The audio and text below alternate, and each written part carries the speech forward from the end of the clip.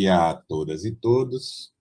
É um prazer estar aqui com vocês essa manhã, né, nesse congresso de Ciências Agrárias da pós-graduação aí dos colegas do Piauí, né, com os quais a gente tem uma colaboração intensa nos últimos anos. Então, isso torna o prazer de estar aqui renovado, né?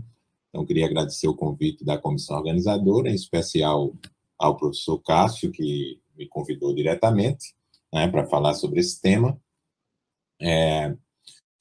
E hoje aqui nós vamos discutir as chamadas fitotecnologias, né? Como o próprio nome diz, são nada mais do que a utilização de plantas para, seja remediação ou numa abordagem mais recente que nós estamos desenvolvendo, né? Nós aqui no meu grupo, mas isso foi desenvolvido antes por outros grupos aí ao redor do mundo, alguns dos quais com os quais trabalhamos, né? Que é a mineração de solos usando plantas. Quando eu falo aqui dessas fitotecnologias para remediação e mineração, eu vou estar me referindo sempre a metais pesados, elementos potencialmente tóxicos, elementos traços, né, o termo que alguém prefira. Mas são basicamente esses elementos que nós vamos discutir aqui, ou seja, não estamos falando de contaminantes orgânicos, tá? A intenção aqui vai ser gastar aí uns 40, 50 minutos no máximo, por favor, Cássio, quando eu chegar aí uns 40 minutos, 45, você me avisa, que eu terei prazer em deixar mais tempo para a gente discutir, né? Ter chance de discutir aí com a audiência esse tema que eu gosto muito e já trabalho aí nos últimos 15 anos, né? Então, vamos lá. Como o próprio nome diz, a gente vai abordar aqui o uso de plantas sob duas perspectivas. Primeiro, a de remediar o solo, e depois nós vamos falar sobre o uso dessas plantas para minerar o solo, ou seja, ter uma utilização comercial desses minerais ou desses metais que as plantas estão removendo do solo. Bom, vamos começar com a fitorremediação em termos mais gerais, né, que se trata do uso de plantas para remover, imobilizar ou tornar inofensivos ao ecossistema contaminantes orgânicos e inorgânicos presentes tanto no solo como na água. No nosso caso, vamos nos concentrar aqui em solo e contaminantes inorgânicos, mais especificamente os metais pesados. A fitorremediação ganhou muito impulso e interesse por ser uma green technology, né? Então, a tecnologia verde, isso traz um apelo importante à técnica. Ela é uma remediação in situ, ou seja, você não precisa retirar o solo do local para remediá-lo, como ocorre com talvez a tecnologia mais utilizada, que é a remoção de solo, né? E outra vantagem é que permite o reuso do solo, ou seja, esse solo pode ser reutilizado, seja para agricultura, principalmente para agricultura, ou para outro uso, né? E essa é uma técnica também que permite a melhoria da qualidade do solo. Então, muitas das técnicas de remediação, elas destroem completamente a estrutura, destroem completamente a química do solo, né? E a fitorremediação não, ela, ao contrário, ela melhora a qualidade do solo, até porque incrementa a matéria orgânica, melhora a vida microbiana, tudo isso, né? E um último e relevantíssimo fator é o baixo custo. Então, comparada a outras técnicas de remediação de solo, ela tem um custo mais baixo. Evidentemente, ela tem também desvantagens e limitações que eu vou discutir aqui ao longo dessa conversa com vocês. Bom, existem diversas técnicas de fitorremediação, mas, na minha opinião, as que têm mais apelo, tanto científico como comercial, ou seja, que estão mais adequadas e prontas para utilização no mundo real, são a fitoextração e a fitoestabilização, né? Nós escrevemos uma revisão a pedido da Acta Scientiarum, né, recentemente, então vocês podem ter acesso a ela, e a gente faz exatamente um levantamento dessas fitotecnologias.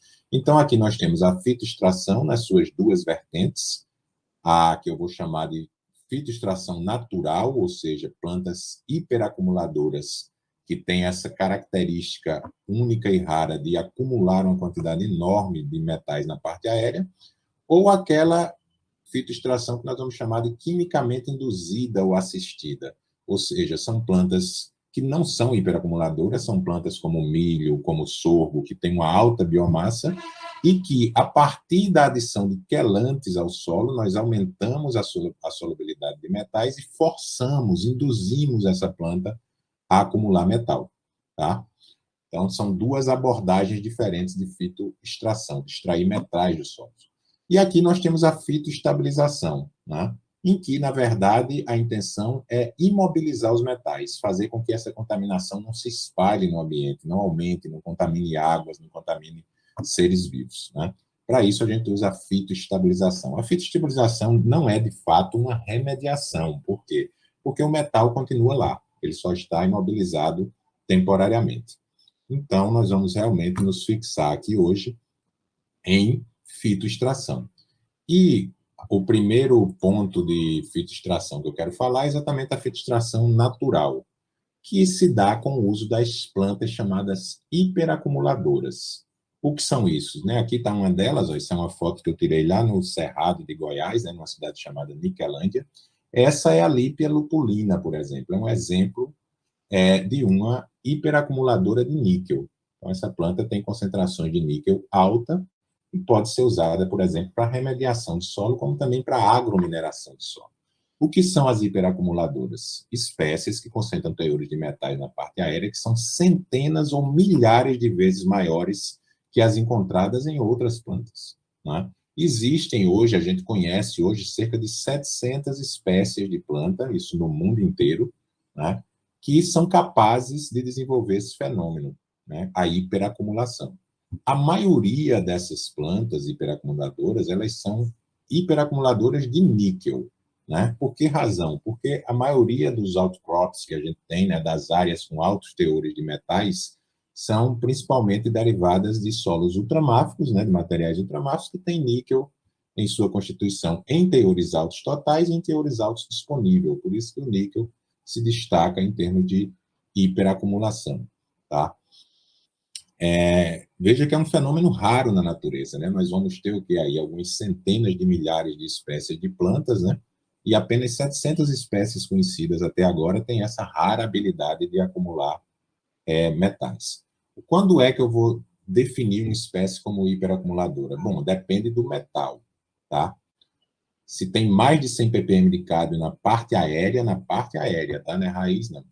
Ela é uma hiperacumuladora de cádmio. E assim vai, né? Esses limites vão aumentando aqui, ó, 300 para cobalto e cobre, 1.000 para níquel e arsênio, 3.000 para zinco, 10.000 para manganês. Veja que quanto mais tóxico o metal, lógico, né, menor vai ser essa faixa que nós vamos considerar essa planta hiperacumuladora, né? Porque tolerar mais do que 100 ppm de cádmio já é um fenômeno para uma planta como essa, né? Então, o limite para níquel, que é essa planta, por exemplo, é mais de 1.000 ppm. Mas hoje a gente tem plantas que acumulam na folha, né, 4%, 3%, ou seja, 3.000, 4.000. Né? Então, elas são plantas realmente fantásticas em termos de acumulação de níquel. Tá? Por que essas plantas fazem isso? Né? Porque essas plantas são tão ávidas por acumular metais. Bom, as teorias mais aceitas são que elas fazem isso para se proteger de inimigos naturais, por exemplo. Insetos reconhecem essas plantas como plantas que eles devem evitar, porque são tóxicas, né? Acumulam níquel. Tá? Então, essa é uma vantagem adaptativa dessas plantas. E outra vantagem é que elas podem colonizar, elas podem se desenvolver em áreas que outras plantas que não têm essa habilidade não conseguem. Ou seja, elas conseguem colonizar um ambiente só para elas, o que é também uma vantagem adaptativa e de propagação da espécie, né? Nesse exemplo aqui, da Tlasp caerulensis, que hoje já mudou para Nokia caerulensis, né, um trabalho antigo, mas ele é muito importante para o campo, né, para esse campo de pesquisa, é quando a gente começa a entender como essas plantas fazem isso. Então, Lassalle e o Conchan aqui, eles pegaram uma espécie, que é a Tlasp caerulensis, que é uma hiperacumuladora, e compararam com uma do mesmo gênero, Tlasp arvensis, que não é hiperacumuladora, né? Então, o que é que uma planta não hiperacumuladora, uma planta normal, como as nossas plantas, por exemplo, de cultivo, fazem, né? Elas absorvem zinco e exudam o zinco na mesma taxa, né? Então, elas não têm nenhum mecanismo especial para aumentar a absorção de um metal, por exemplo, ao contrário de uma hiperacumuladora. As hiperacumuladoras não, elas têm um mecanismo especial né? Transportadores muito mais eficientes e específicos que aumentam muito a absorção de zinco. Tá? Quando a concentração de zinco aumenta no citoplasma de uma não acumuladora, o que é que ela tende a fazer? Tende a jogar o zinco para o vacúolo, né? Porque o zinco pode se tornar tóxico. As hiperacumuladoras não, elas tendem a manter esse zinco no citoplasma, porque elas querem transportar isso para a parte aérea. Né? Aqui, mesma coisa, ó, no xilema e no parênquima, né? Nos vacúolos aqui, mesmo fenômeno, né? As hiperacumuladoras continuam mantendo esse elemento no citoplasma. E aumentam muito a transferência desse elemento para o xilema, o que aumenta o transporte para a parte aérea e que faz com que uma planta como essa chegue a teores de mais de 1000 ppm de níquel, por exemplo, na parte aérea. Níquel, nesse caso aqui, é uma acumuladora de 3 metais, né, o que não é comum. A maioria acumula 1 ou 2 no máximo. Tá? Então, essas plantas desenvolveram essa habilidade especial. Né? Outro exemplo é a Pteris vitata. Vocês devem conhecer bem, né? Essa samambaia tão comum para a gente. Ela é uma hiperacumuladora de arsênio. Essa planta tem a fenomenal capacidade de acumular mais de 2% de arsênio nas folhas. Né? Isso é algo realmente fenomenal. 93% de todo o arsênio que essa planta acumula, vai para a parte aérea. Essa é uma planta perfeita para acumulação, para aplicação comercial. Ela já em uso nos Estados Unidos, na China, em alguns lugares da Europa, né? Ela já é usada para remediação tanto de solos como de água contaminados com arsênio. Isso é um trabalho da professora Maia, também aí da Universidade da Flórida, né, de onde vem a professora Maria. Né? Ela publicou esse trabalho em 2000 na Nature, né? Você veja que foi um trabalho realmente de impacto, né? Porque tudo que a gente quer de uma hiperacumuladora está aqui. Ela tem alta biomassa e tem alta concentração de arsênio e totalmente na parte aérea, né? Quase totalmente na parte aérea. Veja como isso é diferente nessa espécie anterior que eu mostrei para vocês. Veja que a biomassa dessa espécie é muito pequena. E isso é uma limitação para o sucesso de uma fitoextração. Né? A gente vai discutir esse ponto um pouco mais à frente também. Né? Bom, falei para vocês da fitoextração natural, né, usando hiperacumuladores. E acabei de falar também que uma das limitações de algumas hiperacumuladoras é a pequena biomassa, a pequena quantidade de biomassa da parte aérea, que limita muito a eficiência do método. Né? Então, se você tem uma planta que produz somente, vamos dizer, 3 toneladas por hectare de biomassa, mesmo que ela concentre muito metal, não vai ser baixa, tá? Porque a biomassa é muito pequena. Então, devido a essa limitação, o que é que nós pensamos? Bom, que nós poderíamos ter uma planta de alta biomassa, como o milho, por exemplo, como um sorgo, e forçar essas plantas a absorver os metais. Então, essa se tornou mais uma abordagem desse tema, né? Da fitoextração. Então, a gente coloca uma planta de alta produção de biomassa e adiciona quelantes aqui ao solo. Então, esses quelantes aumentam a disponibilidade, fazem também com que haja uma elevada transferência de metal para a parte aérea, porque, lembre, se o metal não for transportado para a parte aérea, não me interessa. Porque um milho, por exemplo, se eu não aplico um quelante, ele vai concentrar os metais nas raízes, ele não vai transportar para a parte aérea. Quando eu aplico o quelante, sim, eu forço essa planta, aumento muito a solubilidade no solo e quebro as barreiras fisiológicas, bioquímicas que eu tenho para o transporte para a parte aérea. Né? O que leva ao quê? A um acúmulo muito grande de metais na parte aérea. Então, eu posso levar o milho a acumular, por exemplo, mais de 1% daqueles metais. Veja, eu não posso chamar esse milho, depois que ele acumulou essa quantidade tão alta, de hiperacumuladora. Isso é um erro muito comum que eu vejo ainda hoje em vários lugares. Tá? Uma planta hiperacumuladora, quando ela faz isso naturalmente. Eu não posso forçar uma planta a acumular e dizer depois que ela é hiperacumuladora. Não. Ela só é hiperacumuladora se acumular naturalmente. Esse milho, por exemplo, está sendo forçado, embora o resultado final seja esse, ela vai ter mais de 1% na parte aérea. Com essa parte aérea cheinha, saturada de metais, eu coleto a parte aérea, né, E aí eu vou ter uma biomassa. O que é que eu faço com essa biomassa, né? Que é uma pergunta sempre frequente em toda palestra. Mas, professor, eu só não estou mudando o problema de lugar do solo para a planta? Não. Você tem uma biomassa que pode ser reduzida em muito, né? Vamos dizer que você coletou aí 15 toneladas de biomassa de milho aí no hectare.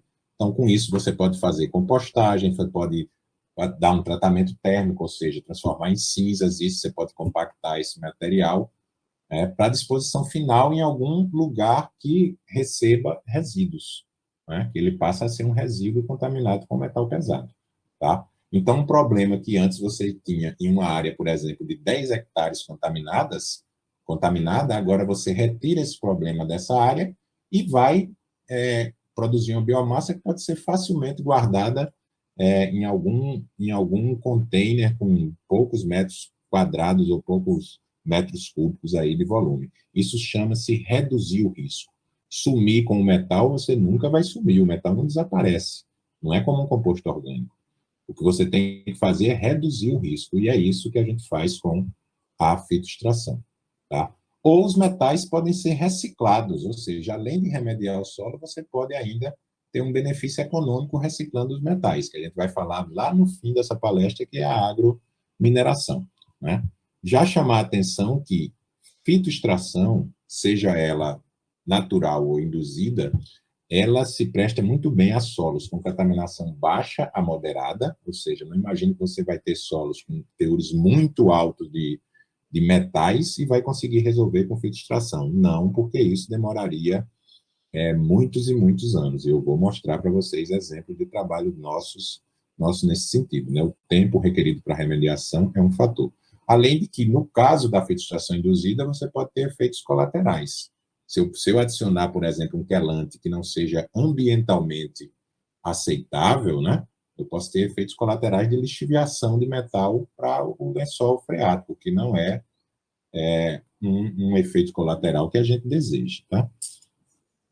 Então, falando nisso, das limitações, eu vou dar aqui dois exemplos de um trabalho de fora e de um trabalho nosso, onde a fitorremediação funciona. Tá? E vou dar também um exemplo de um trabalho nosso na Bahia, onde a fitorremediação não funciona. Tá? Para mostrar a vocês que existem limitações à técnica. Né? Então, esses pesquisadores da China aqui desenvolveram uma remediação em uma área que tem sido contaminada por um estouro de barragem, né? Na mina aí de Beishan, na China. Então, contaminada, era uma mina de chumbo e zinco, mas contaminou 700 hectares com outros metais presentes lá, né? Arsênio, cadmio e chumbo. E eles, então, fizeram um estudo de 2 anos aí de fitorremediação. Então, eles usaram a Pteris vitata, que eu já apresentei para vocês, né? Assim, que vai aqui resolver o problema do arsênio, e a cedonofredi. Essa é uma hiperacumuladora de chumbo e consegue também acumular alguma coisa de cádmio, mas o grande problema aqui não era cádmio, era chumbo e arsênio. Então, com essas duas plantas aqui, cultivadas simultaneamente nessas áreas, eles conseguiram reduzir a contaminação a um nível aceitável. Outra coisa importante de se entender, né? Dificilmente o solo volta à sua condição original. O que a gente faz é diminuir o risco a um risco aceitável, tá? E durante o processo, ele pôde, para os agricultores dessa área, numa área eminentemente agrícola, não ficarem sem renda, onde os teores eram menores ou de metais eram menores, e onde era possível consorciar isso, foi usado também cana-de-açúcar e amoreira para, lógico, com todas as medidas, com todos os cuidados, para amortizar os custos da fitorremediação. O custo total que eles tiveram nessa área, por exemplo, foi de 38 dólares aproximadamente por metro cúbico de solo. Né? Se eles fossem usar uma técnica como a escavação, isso aí subiria para 150, no mínimo 150 dólares por metro cúbico de solo. Né? Por isso que a fitorremediação, nesse sentido, onde ela pode ser aplicada, ela é muito efetiva no custo, né? Cost effective, né? Então, nesse sentido, ela é muito vantajosa em relação às outras técnicas, né? Tanto que eles calcularam aqui que em menos de 7 anos, os benefícios que você tem com a remediação dessa área supera plenamente os custos que você teve para remediá-la, né? Lembrando que remediação de solo é um processo muito caro, né? Um processo que custa dinheiro, né? Então, a gente tem tem essa sensibilidade de entender isso.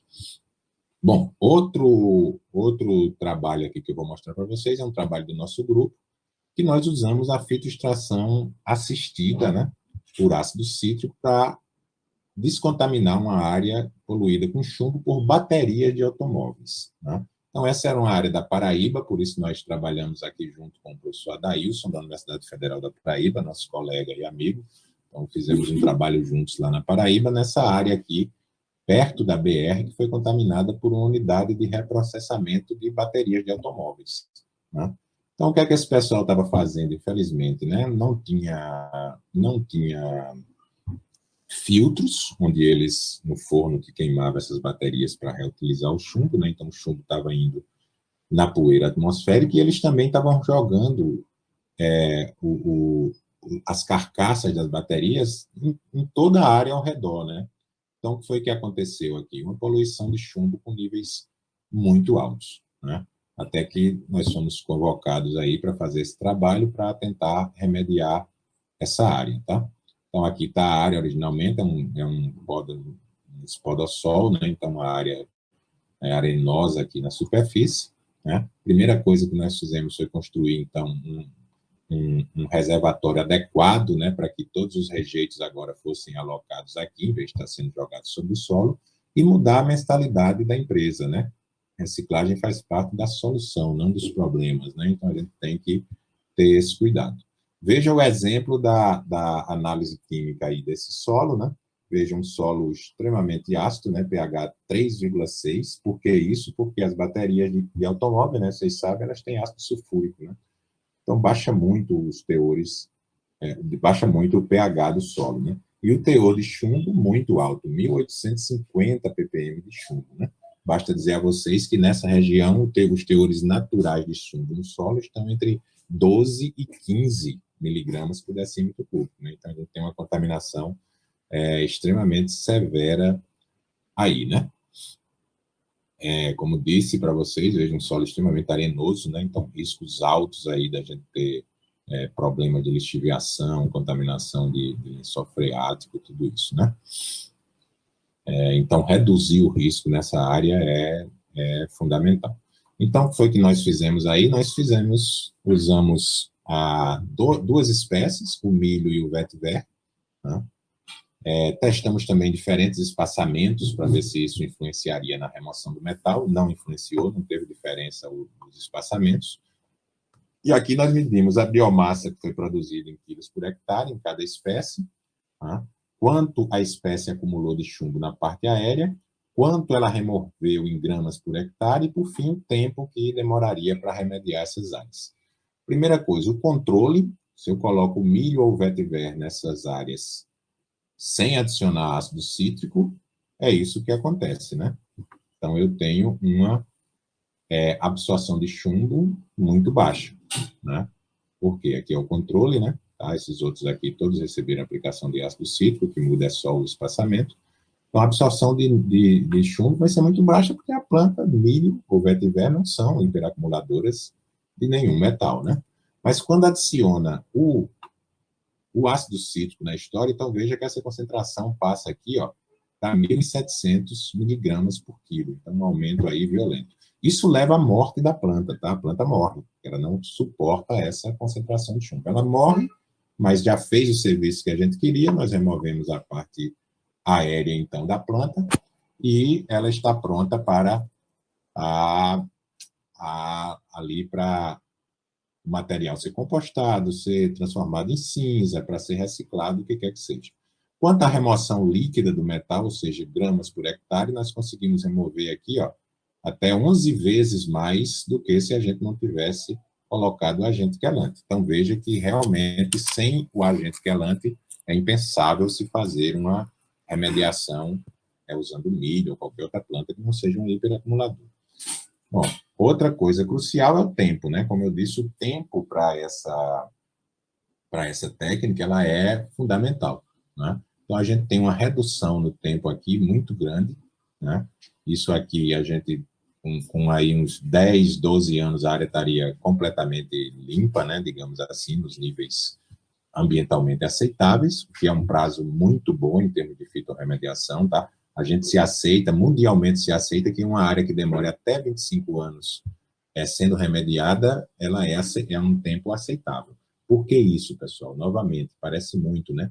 Mas é que muitas dessas áreas, se não forem remediadas por fitorremediação, elas vão permanecer não remediadas eternamente, porque outras técnicas são muito caras. Então, é melhor você ter um controle, mesmo que você demore 10, 15 anos para remediar uma área, do que aquela área ficar não remediada, né, mantendo ali risco ambiental para as pessoas. Então, é importante a gente ter consciência disso, do tempo, né? Se eu tentasse remediar essa área sem adicionar ácido cítrico, usando uma planta não hiperacumuladora, você veja que o tempo seria impossível, né?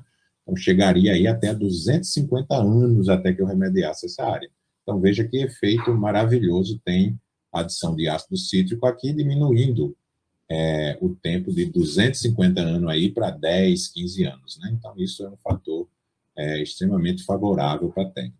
Então, veja que eu apresentei para vocês dois exemplos de técnicas de casos, né, em que a técnica funciona muito bem para a remediação aí dos metais. Agora, existem casos em que a fitorremediação não vai resolver, ou pelo menos não vai resolver sozinha. Ela precisa ser aliada às outras técnicas. Esse outro trabalho aqui do nosso grupo mostra um caso seríssimo de contaminação. Não sei se talvez muitos de vocês ou alguns de vocês já tenham ouvido falar, mas Santo Amaro, que antigamente era chamada Santo Amaro da Purificação, nessa cidade aqui, cidade conhecida pelos Veloso, né, a família dos Velosos, né, Caetano, Dona Cano, Maria Bethânia, que moraram nessa cidade, né, ela teve uma contaminação por chumbo seríssima de uma empresa, né, de uma planta de chumbo que foi instalada aqui nos anos 40, 50 e que deixou um lastro, deixou um passivo ambiental muito grande, porque as pessoas também não informadas, né, elas não têm a obrigação de saber disso, usaram os resíduos que foram abandonados aqui na empresa, veja bem, para usar como se fosse cobertura aqui nos quintais de casa, tudo isso. Né? Isso aqui são crianças em cima de resíduos, né, contendo chumbo, arsênio, cádmio. Não por acaso as crianças de Santo Amaro analisadas, né, elas tinham teores de chumbo no sangue que são assim dezenas, centenas de vezes maiores do que os permitidos ou os aconselháveis para crianças, né? Aliás, hoje a gente sabe que não existe nenhum teor de chumbo aconselhável para criança. A criança deveria ter teor de chumbo no sangue zero. Né? Mas mesmo considerando 10 ppb, que é o limite aceitável, essas crianças têm dezenas, centenas de vezes maiores do que isso, o que causa sérios problemas, né, que eu não vou discutir aqui por questões de tempo. Né? Então, aqui nós testamos para 3 áreas contaminadas por essa planta de chumbo aí, para ver se a gente poderia usar estratégias de fitorremediação para algum desses metais. Primeiro, mostrando a concentração para vocês. Veja que a concentração anterior que eu mostrei para vocês de contaminação ali no solo da Paraíba, né, naquela área de bateria da automóvel, era 1.800, aqui é 5.500. Ou seja, a coisa é extremamente difícil aqui em termos de contaminação, né? Então, nós temos aí um problema muito sério. Mas, além disso, o arsênio é muito alto, o zinco também é muito alto e cádmio é muito alto, tá? E a gente fez o fracionamento das amostras de solo aqui e vimos que, principalmente o cádmio, ele tem um teor disponível muito alto. Isso é importante da gente entender, né? Às vezes, o teor total muito alto não significa necessariamente um risco muito alto. Por quê? Porque você pode ter o metal de uma forma muito mais recalcitrante, muito menos disponíveis para as plantas, como são arsênio, chumbo e zinco aqui, né, do que cádmio. Cádmio a gente já conhece esse elemento muito bem e sabe que ele é um dos mais preocupantes exatamente por conta da disponibilidade, né, fração trocável, fração matéria orgânica muito alta. Bom, então o que nós testamos aqui em Santo Amaro? Né? Testamos novamente o milho, né, usamos milho, usamos aqui a Ricins comuns, né, que é uma espécie que cresce muito lá na área, né, a mamona, né, para ver se essas espécies sem ácido cítrico ou com ácido cítrico e NTA, que é outro quelante, né, teriam algum efeito na remediação dos metais. Aqui nós temos o limite do CONAMA, do valor de investigação, para uma área industrial, como é o caso, né? E esse aqui é o limite, ou seja, se a planta reduziu os teores do elemento abaixo desse limite, como é o caso aqui do arsênio, sim, a fitorremediação pode ser aplicada para essa área. Se não, como é o caso aqui, ó, veja para chumbo, para cádmio, para zinco, como está longe, né, da possibilidade da fitorremediação conseguir fazer algo por essas áreas, né, muito distante. Então, minhas plantas aqui, mesmo com a aplicação do ácido cítrico, do NTA, elas só são efetivas para fitorremediar o arsênio. O arsênio, sim, eu resolveria o problema. Esses outros metais aqui, não. Ou seja, para essas áreas, fitorremediação não é aplicável, né? Não é aplicável. Por quê? Se eu for calcular o tempo aqui, ó, eu vou demorar de 76 a 259 anos para que os teores de zinco, cádmio ou chumbo sejam, né, diminuídos a um nível ambientalmente aceitável. Então, isso não é aceitável. Mas veja aquilo que eu falei para vocês do tempo e dos custos, né? Essas pessoas estão submetidas a essa contaminação desde os anos 50. Desde os anos 50. Então, vejam que loucura, né? Então, por isso que a gente diz, se você tem uma técnica que consegue remediar uma área com 15 anos, com 20 anos, isso é muito bom. Porque, de outra maneira, é isso aqui, ó, uma área aí com o quê? Mais de 70 anos e continua causando problema para as pessoas, tá? Por quê? Porque não existe recursos para remediá-la, basicamente por isso, né? Não existe recurso, não existe interesse em remediar, né?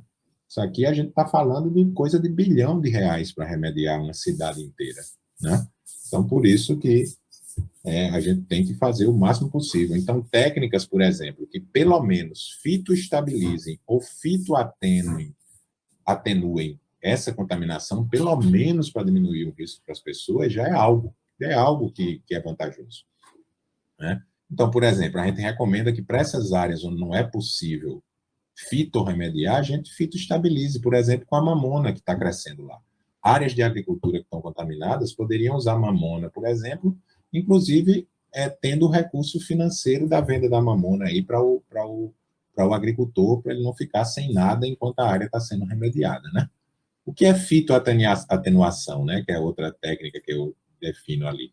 É o uso de plantas em uma estratégia de manejo do risco, ou seja, existe um risco, eu não consigo eliminar aqueles metais, mas pelo menos eu vou fitomanejar, ou seja, remediar não é o principal objetivo aqui, né? Eu vou melhorar as funções do solo, eu vou dar uma alternativa de renda, por exemplo, energia de mamona, porque esse óleo não é comestível por seres humanos, então não vou ter risco, né? Vou usar isso só como lubrificantes, outras situações, e com isso eu vou reduzir os contaminantes a longo prazo, né?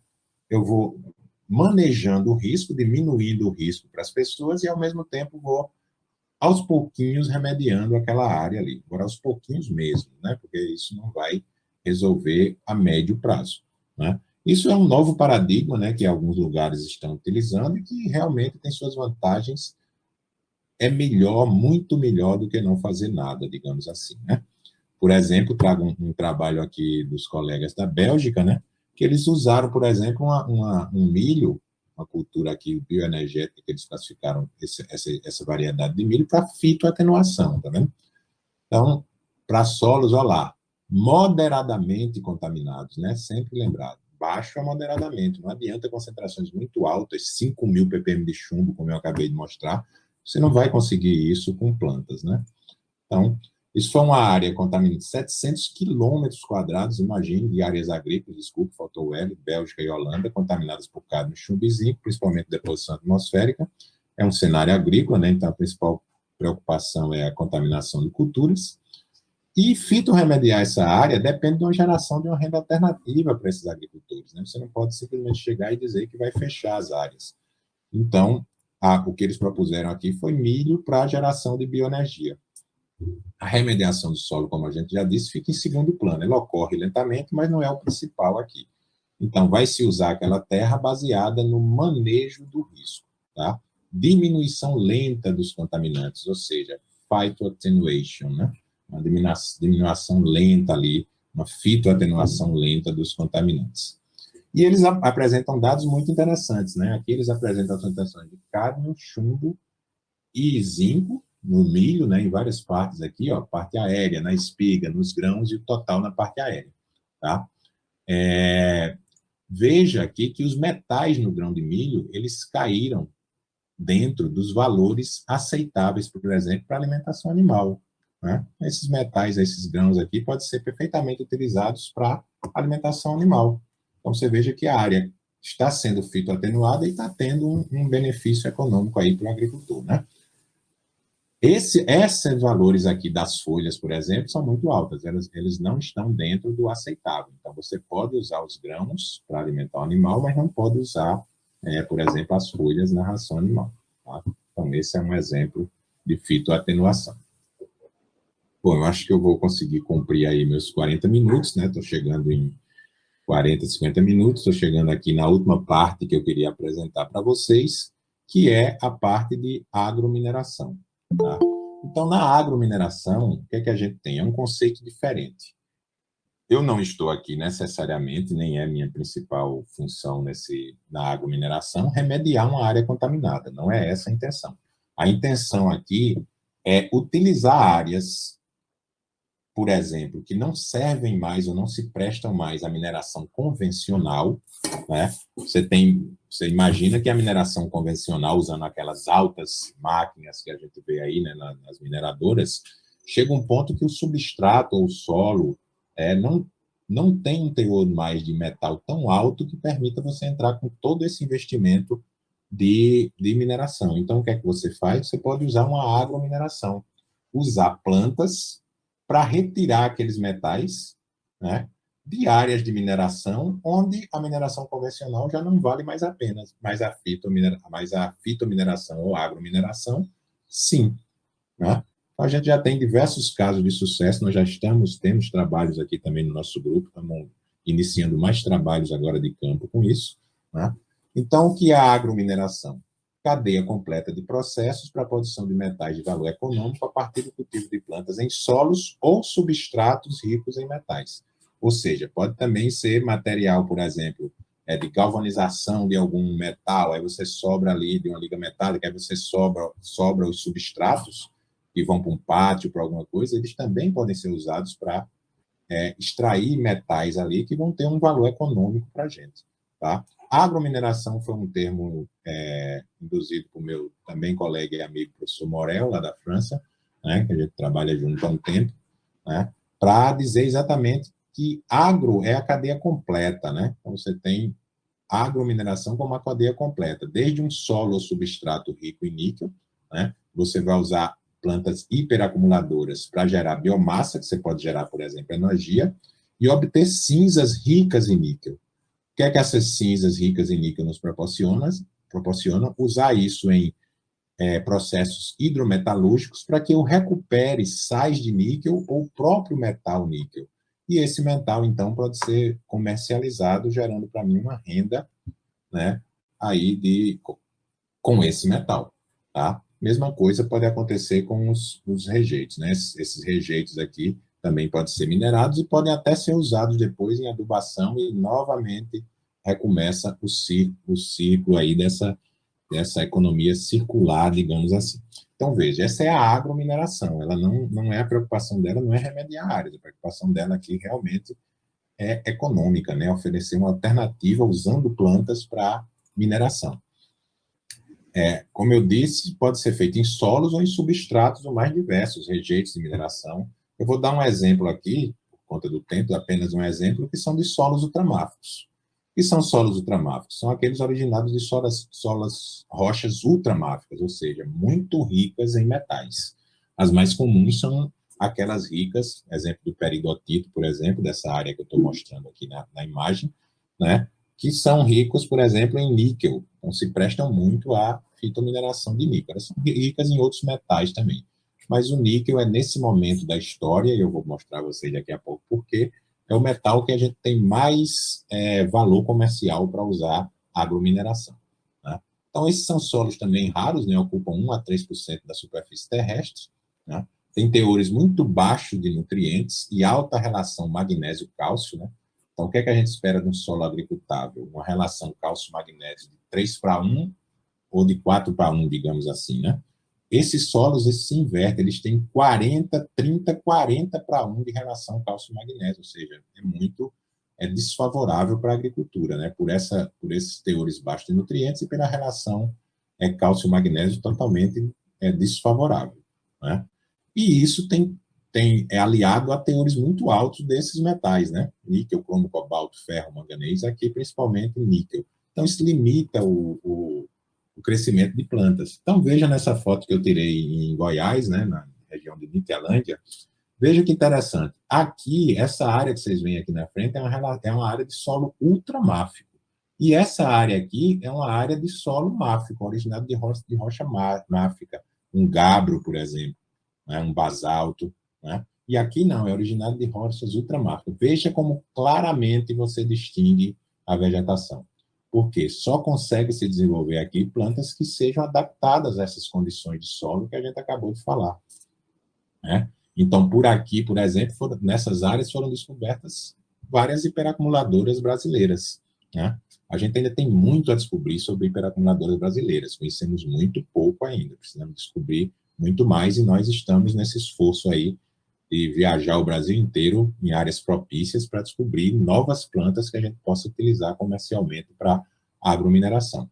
Né?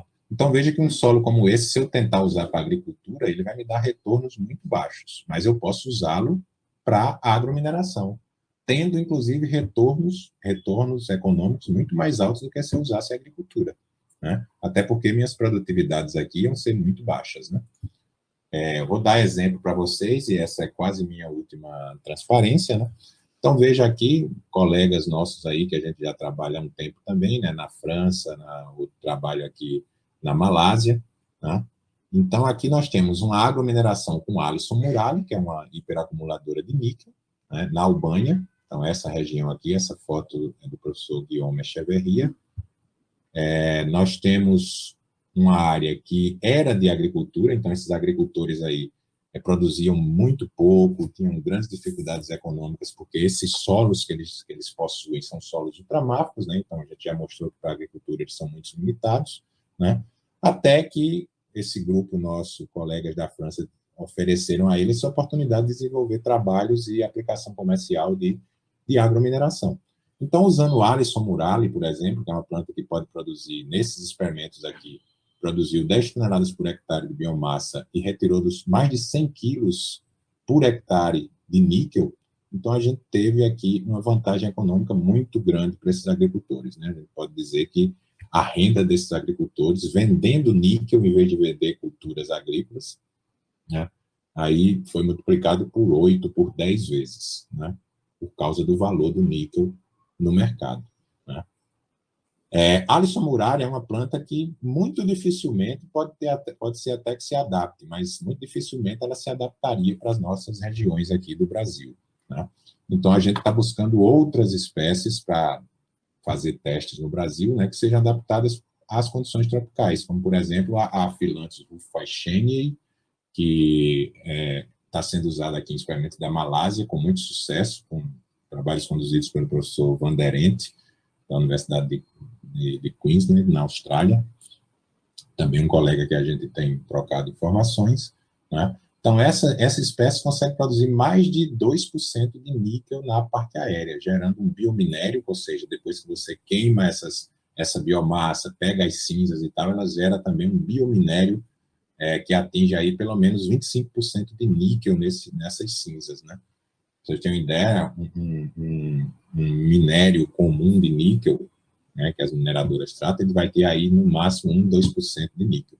Então, esse biominério aqui ele pode chegar até 25% de níquel. Né? Então, essas plantas, nós vamos começar agora aqui em Pernambuco, inclusive numa área ultramáfica, não muito grande, mas ela vai servir de modelo aí para outras regiões do Brasil, trabalho usando algumas espécies hiperacumuladoras tropicais, né? Vamos testar essa espécie no campo e a gente espera que não... A gente já tem vários trabalhos, né, de casa de vegetação, mas esse vai ser a nossa primeira empreitada realmente no campo para mostrar a viabilidade técnica e econômica da agromineração. Né? Para dar uma ideia para vocês, né, Uma agromineração de níquel, sobre os valores atuais de níquel, né, no mercado internacional, o níquel hoje está valendo $19 por quilo, né, do elemento níquel, né, $19 por quilo. O que é um preço não dos mais altos no mercado internacional, né, está nos valores baixos. Esse valor pode aumentar aí, quando a gente sair dessa pandemia, com a demanda, tudo isso deve aumentar esse valor, né. Mas, mesmo assim, eu poderia vender um níquel nessas condições, por exemplo, se eu consigo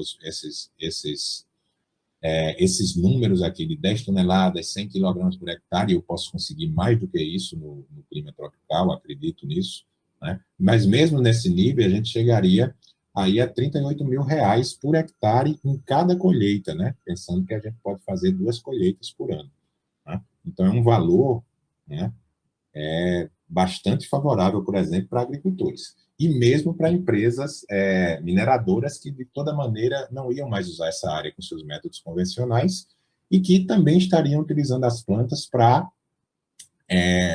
remediar essas áreas e manter, digamos assim, uma propaganda, uma utilização de green technology, né, de tecnologia verde, que é muito favorável para a imagem da empresa, né? Então, esses valores são consideráveis, né? Se você considerar aí um plantio de milho, um cultivo de milho, por exemplo, né? Você obtivesse 6 toneladas de milho por hectare, o que é muito difícil numa área ultramáfica, né? Mesmo assim, você teria rendimentos de em torno de 7 a 8 mil reais por hectare por colheita, enquanto com a agromineração você poderia chegar a 38 mil. Então, lógico que isso aqui está no campo dos cálculos ainda, né? A gente vai levar isso para o campo, que é uma das coisas que a gente precisa, é provar a viabilidade econômica da agromineração. Então, nós estamos aí iniciando vários projetos, né, com esses colegas aí da França, da Austrália, para as condições tropicais, né? Então, a gente espera ter aí, a curto, médio prazo, resultados bastante favoráveis. Bom, então aqui eu termino minha apresentação, né? Espero que eu tenha dado uma geral para vocês de como pode-se usar plantas tanto para remediar solos contaminados como para agrominerar esses solos, tá? Então, aqui, como conclusões, eu queria levantar alguns pontos importantes, né? Como eu falei diversas vezes ao longo da palestra, nós precisamos entender os limites e as potencialidades das fitotecnologias, né? Elas não são perfeitas, elas têm limites, mas elas também têm potencialidades muito grandes. Basta você saber usar em cada caso onde ela se aplica bem, né? Precisamos muito de experimentos de campo para comprovar a viabilidade técnica e econômica dessas técnicas, né? Tanto de remediação como de agromineração. Práticas agronômicas, nós vamos ainda ter que estudar muito essas plantas, porque nós não sabemos como cultivar essas plantas, né? Nós não temos para essas plantas, como nós temos para as culturas agrícolas, os teores adequados de adubos colocar no solo, pragas e doenças, né? Espaçamento. Então, tudo isso a gente vai ter que aprender melhor, desenvolver para essas plantas hiperacumuladoras, e com isso nós vamos melhorar a eficiência da agromineração. A engenharia genética aí vai desempenhar um papel fundamental, né, melhorando a capacidade dessas plantas de acumular metal. A gente vai sempre estar de olho na relação custo-benefício, né, de cada técnica dessa em relação a outras técnicas, digamos, mais convencionais, né? Usar a biomassa que você gera para a produção de energia, para madeira, né, no caso de você usar espécies arbóreas, para óleos, como o exemplo que eu dei da mamona. Então, tudo isso é importante para gerar mais lucro, para amortizar também os custos, né, que você tem, seja com a agromineração, seja com a remediação de solo, principalmente com a remediação de solo. E na agromineração, nós vamos, né, já estamos em busca disso, né, novas hiperacumuladoras tropicais, que se adequem às nossas condições do Brasil, né, sejam elas descobertas aqui ou descobertas em outros lugares tropicais do mundo, né, nós precisamos testar essas espécies nas nossas condições, e, com isso, demonstrar a viabilidade econômica para agricultores, para empresas de mineração, né, para agências ambientais. Então, tudo isso nós precisamos ir para o campo agora, demonstrar todos esses resultados que nós já conhecemos tão bem, já temos tão bem articulados, por exemplo, em condições controladas, mas agora é o passo adiante que a gente precisa dar, e tenho certeza que tem tudo para ser é um passo de sucesso.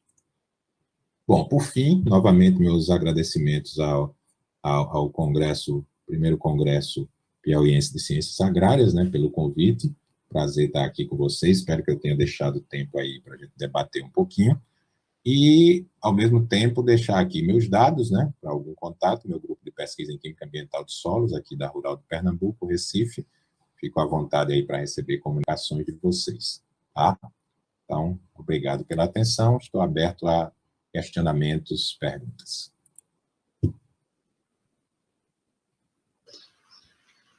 Muito bem, obrigado, professor Clístenes.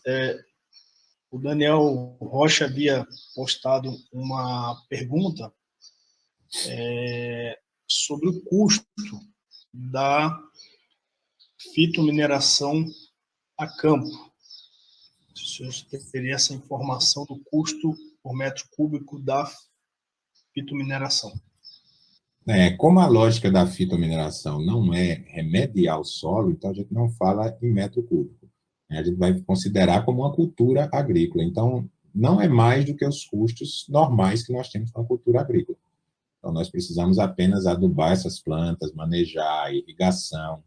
Nada mais do que a gente precisa normalmente para uma cultura agrícola.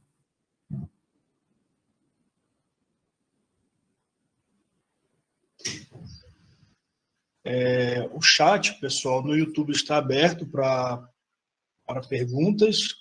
Quem tiver perguntas para fazer ao professor Clístenes, aproveitar a oportunidade, né, de estar falando com o professor Clístenes. Está aberto.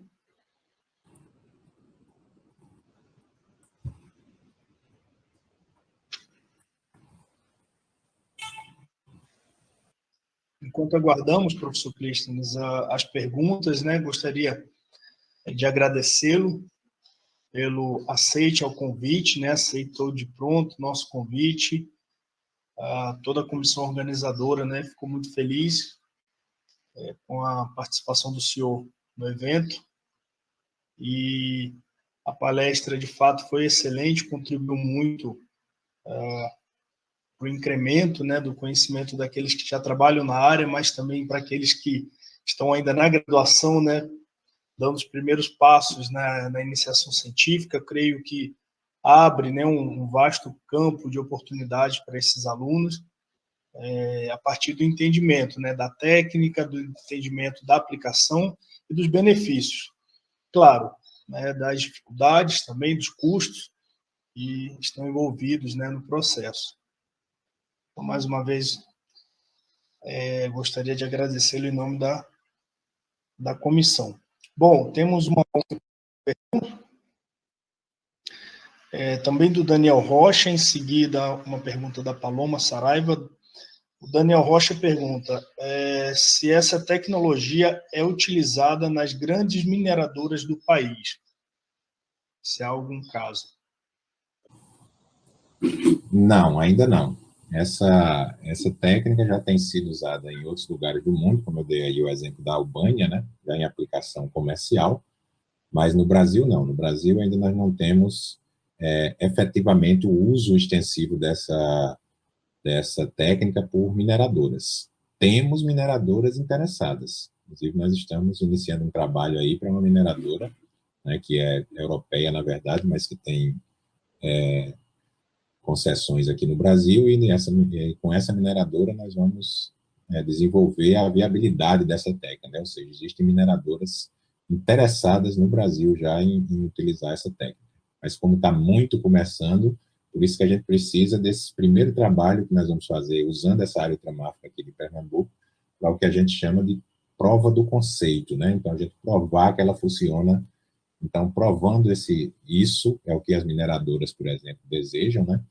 Então, eu tenho certeza que a gente vai ter aí um incremento muito grande no interesse dessa técnica. Outra pergunta da Paloma Saraiva, ela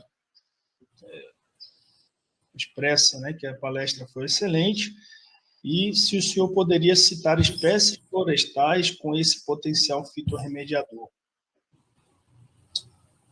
Vamos lá. Bom, então, não sei se fitorremediador, agora acho que ela está pensando em fitorremediação em si, né, em remediação de solos, ou seja, solos contaminados. A gente tem, assim, quase nenhuma espécie hiperacumuladora natural que seja importante para remediar solo, que seja arbórea.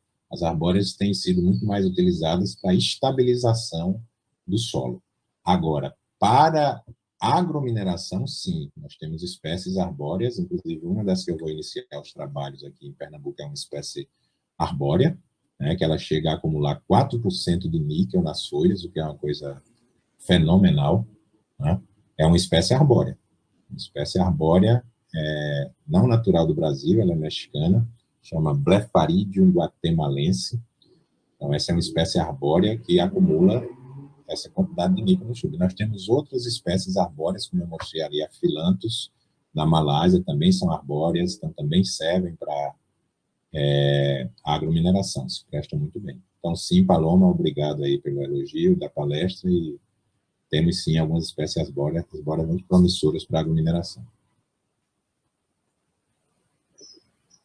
Bom, professor, o tempo, né, já estendeu um pouquinho, então gostaria mais uma vez de agradecê-lo, né, por essa excelente palestra, agradecer por responder os questionamentos dos participantes e continuamos à disposição, né, também do senhor aqui na Universidade Federal do Piauí, e encerramos por aqui, então, a palestra dessa manhã. Muito obrigado. Muito obrigado, professor Cássio. Estou sempre pronto a contribuir com os colegas aí. Tem sido muito boa a parceria que temos com você, com outros colegas aí do Piauí, né? Continuar estudando esse estado tão interessante em termos de solo, né? Diversidade pedológica. Então, é um prazer estar aqui com vocês e vai ser sempre um prazer renovado trabalhar com vocês. Grande abraço, continuado sucesso aí no evento. Um abraço, professor. Obrigado.